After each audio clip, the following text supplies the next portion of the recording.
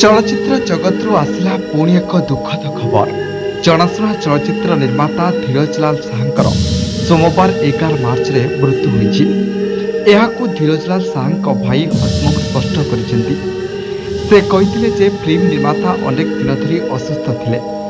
से मुंबई रे एक डाक्तरखाना रे चिकित्सित हेउथिले। चिकित्सा समय धीरजलाल साहंकर मृत्यु होइतिला। धीरजलाल साहंक देहांत खबर जोगु चलचित्र जगत रे शोकर लहरी खेली जाइछि। तेबे धीरजलाल साहंक भाई हसमुख कहते जे तांको कोविड होइतिला, जहा परे तांको फुसफुस रे समस्या देखा देइतिला। गत 20 दिन मध्य तांको स्वास्थ्य अवस्था आहुरी खराब हेबाकु लागिला। एही कारणରୁ तांको आयुसी रे भर्ती करा जाइतिला, किंतु एहा परे से जीवन रे युद्ध रे हारी दुनिया को अलविदा करदेले। तेबे 12 मार्च मंगलवार दिन धीरजलाल साहंकर शेष रीतिनीति करा जिवो।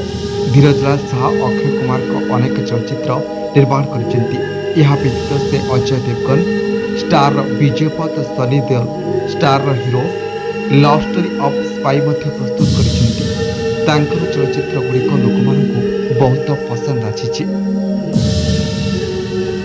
ब्यूरो रिपोर्ट, द अर्थ खबर।